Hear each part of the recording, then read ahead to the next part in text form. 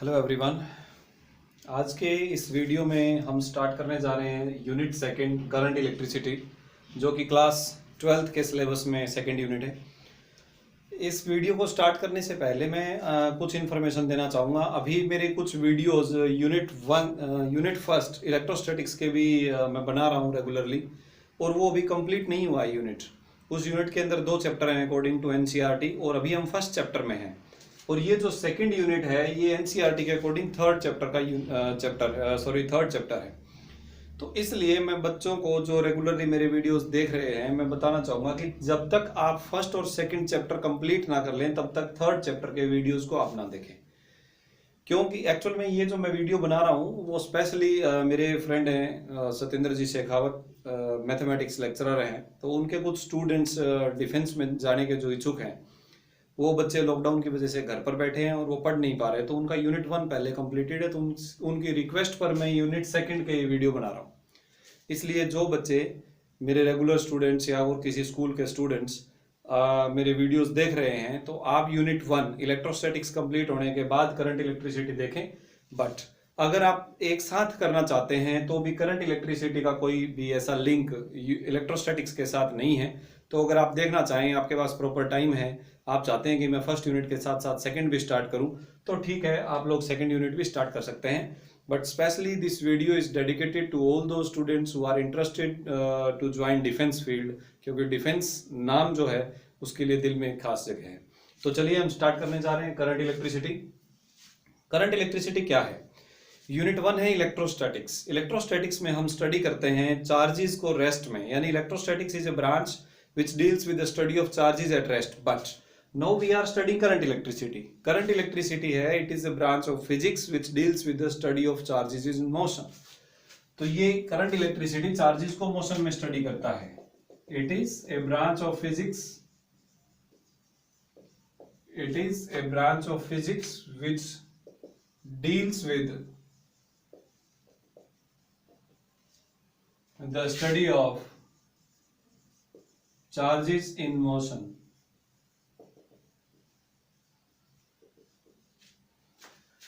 और जब भी हम चार्जेस को मोशन में बात करेंगे, इट मींस हम बात करेंगे रिलेटेड टू करंट से जुड़ी हुई बातें। तो आज का जो हमारा चैप्टर है वो करंट और उससे रिलेटेड फिनोमिना पर बेस्ड रहेगा। तो चलिए हम डायरेक्टली स्टार्ट करने जा रहे हैं इलेक्ट्रिक करंट की डेफिनेशन से। What is electric current?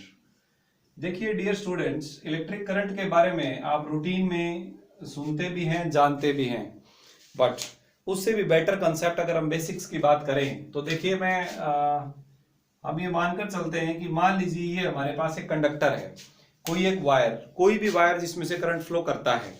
ठीक है, मैं आपको एक वीडियो में एक वायर दिखाना चाहूंगा। ये एक वायर है जो कि इंसुलेटेड वायर है, और इसके अंदर से कॉपर वायर पास हो रही है जो कि हमारा कंडक्टर है।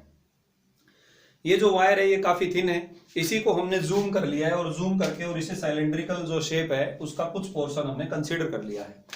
हम क्या करते हैं, इसके एक एंड को पॉजिटिव टर्मिनल से कनेक्ट कर देते हैं और एक एंड को नेगेटिव टर्मिनल से, या यूं कहूं कि एक एंड को हाई वोल्टेज पर रखते हैं और दूसरे एंड को लो वोल्टेज पर रखते हैं। जैसे कि मान लीजिए मैंने इसको 10 वोल्ट पर रखा और इसको 8 वोल्ट पर रखा। तो 10 वोल्ट जो हायर वोल्टेज होती है उसे हम पॉजिटिव बोलते हैं, और जो लोअर वोल्टेज होती है उसे हम नेगेटिव बोलते हैं। जनरली स्टूडेंट्स का एक कंसेप्ट होता है कि ये तो पॉजिटिव वैल्यू और ये नेगेटिव वैल्यू है। पोटेंशियल का जो कंसेप्ट है उसमें ऐसा नहीं है। पोटेंशियल के कंसेप्ट में positive potential means high potential और negative potential means low potential. और आपने सुना है कि जो हमारे पास चार्जेस हैं वो हाई पोटेंशियल से लो पोटेंशियल की तरफ मूव करते हैं। चलिए देखते हैं। इसे हमने पॉजिटिव पोटेंशियल बोला, और क्योंकि कंडक्टर जो है उसमें very large number of free electrons होते हैं, तो यहाँ पर हमारे पास इलेक्ट्रॉन्स हैं, तो वो जो इलेक्ट्रॉन है वो पॉजिटिव टर्मिनल की तरफ अट्रैक्ट होंगे तो इधर जाएंगे।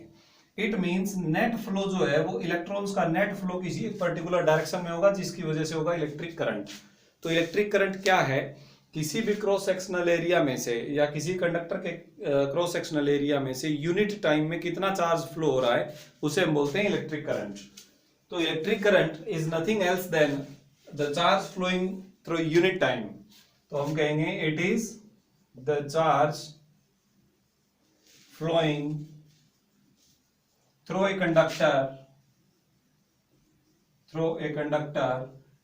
in unit time. So देखिए ये जो हमारा कंडक्टर था, हम मान लेते हैं इसमें से एक टाइम डेल्टा टी में, डेल्टा टी कोई टाइम इंटरवल ले लिया, इस टाइम इंटरवल में n इलेक्ट्रॉन्स पास हो रहे हैं किसी पॉजिटिव टर्मिनल की तरफ। अगर n इलेक्ट्रॉन्स पास हो रहे हैं तो टोटल कितना चार्ज इधर फ्लो हो रहा है, n मल्टीप्लाइड बाई, ये क्वांटाइजेशन से हमने स्टडी किया है यूनिट 1 में। तो total charge delta Q pass हुआ डेल्टा टी टाइम में, तो यूनिट टाइम में कितना चार्ज पास हुआ यहां से, delta Q divided by delta T, तो इसे हम बोलते हैं करंट आई।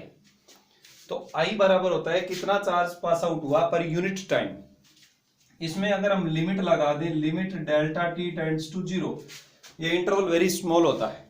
अगर हम स्मॉल इंटरवल लें तो आप इसे लिख सकते हैं I is equal to D Q divided by D T, because ये हमारे पास एक एवरेज वैल्यू है, करंट की हम एवरेज वैल्यू की बातचीत यहाँ पर कर रहे हैं। चलिए I is equal to D Q divided by D T, हमारे पास वो करंट है जो कि किसी कंडक्टर में डी टी टाइम में से फ्लो हो रहा है। Okay fine. तो चलिए इलेक्ट्रिक करंट की यहाँ हमने बातचीत की, इसके बाद बात करते हैं इसका ऐसा यूनिट क्या है। इलेक्ट्रिक करंट का जो ऐसा यूनिट है आप फार्मूले से अंदाजा लगा सकते हैं, it is coulomb per second. तो यहां से हम चार्ज पर यूनिट टाइम, तो इसका जो ऐसा यूनिट है that is coulomb per second. Coulomb per second इसे हम बोलते हैं ampere, represented by capital A. तो एम्पियर जो है वो ऐसा यूनिट है इलेक्ट्रिक करंट का। अब इसमें समटाइम्स ये पूछ लिया जाता है कि 1 एम्पियर कितना करंट है, तो आप यहां से देख सकते हैं कि अगर हम 1 एम्पियर की बात करें तो ये हो जाएगा 1 कूलम पर सेकेंड। इसका मतलब किसी कंडक्टर में से अगर 1 सेकेंड टाइम में 1 कूलम चार्ज फ्लो हो तो हम कहते हैं कि 1 एम्पियर करंट है। तो आप इसकी डेफिनेशन दे सकते हैं, if 1 coulomb charge is flowing through a cross sectional area in 1 second time, then it is said that 1 ampere current is flowing। तब उसमें से 1 ampere current flow हो रहा है। इसको किसी और तरीके से भी हम समझ सकते हैं। 1 कूलम चार्ज हमने पिछले यूनिट में पढ़ा है कि इतने जो इलेक्ट्रॉन्स हैं वो मिलकर 1 कूलम चार्ज बनाते हैं। तो हम ये कहें कि 6.25 into 10 raised to power 18 electrons अगर 1 सेकेंड टाइम में नेगेटिव से पॉजिटिव टर्मिनल की तरफ जा रहे हैं या किसी क्रॉस सेक्शनल एरिया को क्रॉस कर रहे हैं, तो हम कहेंगे कि उस कंडक्टर में से 1 एम्पियर करंट फ्लो हो रहा है।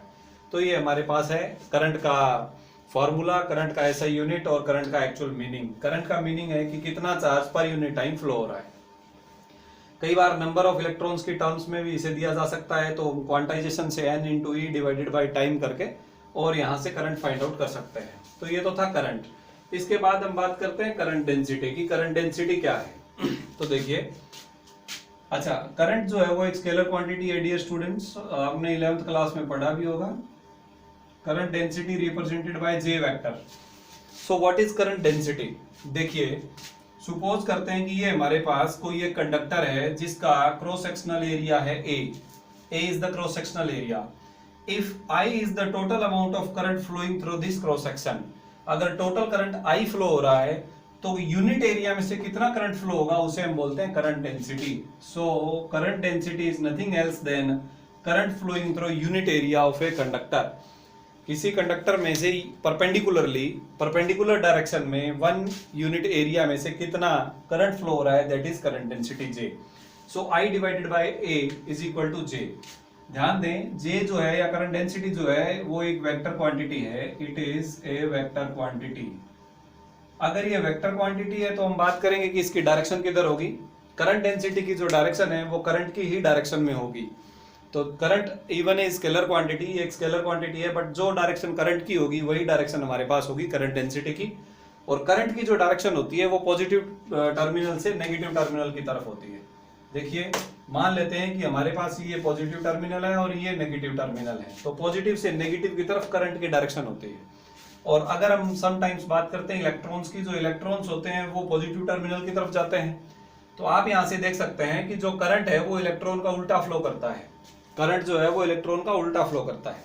एक बार मैं आपको रिमाइंड करवा दूं कि ये जो करंट है इसकी डायरेक्शन ये कन्वेंशनली कंसीडर किया गया है कि पॉजिटिव चार्ज का जो फ्लो है उसकी डायरेक्शन जो है उसे हम करंट की डायरेक्शन लेते हैं, या फिर इलेक्ट्रॉन्स के फ्लो की उल्टी डायरेक्शन को हम करंट की डायरेक्शन लेते हैं। This is that's why it is also known as conventional current. कई बार हम इसे कन्वेंशनल करंट भी बोलते हैं।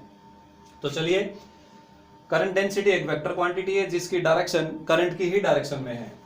ठीक है, अभी अगर इसके हम ऐसा यूनिट की बात करें तो करंट डेंसिटी का जो ऐसा यूनिट है that is ampere per metre square. Ampere per metre square. आप इस फार्मूले से भी इसकी यूनिट्स जो हैं उसे बता सकते हैं। इसी के साथ ही अगर आप ऐसा भी लिख सकते हैं, it is also can be represented by D I divided by D A. अच्छा, ये परपेंडिकुलर, मैंने एक वर्ड बोला था कि current flowing in perpendicular direction through any cross sectional area, but अगर हम ये मान ले कि जो करंट है that is flowing in this direction towards right या एक्स एक्सिस के along, and if the area has a direction something else, अगर एरिया की जो डायरेक्शन है वो डिफरेंट हो, तब हमें क्या करना चाहिए? Suppose it is making an angle theta, तब जो हम करंट की बात करेंगे that current D I will be equal to the dot product of J and D A.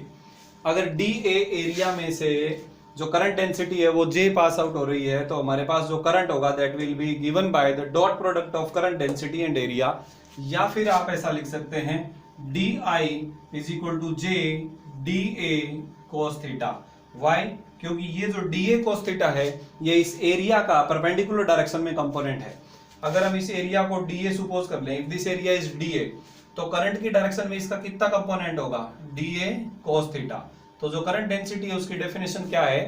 Current density की डेफिनेशन है कि कितना करंट परपेंडिकुलर डायरेक्शन में यूनिट एरिया में से फ्लो हो रहा है, दैट इज करंट डेंसिटी। तो हमने करंट की डायरेक्शन जो कंसीडर करेंगे वही उसकी परपेंडिकुलर डायरेक्शन होगी, इसलिए आप कह सकते हैं D I is equal to J dot D A, या फिर आप डॉट प्रोडक्ट ओपन करें तो J D A cos theta. तो ये हमारे पास है करंट डेंसिटी। तो इस अभी तक हमने पढ़ा करंट और करंट डेंसिटी के बारे में।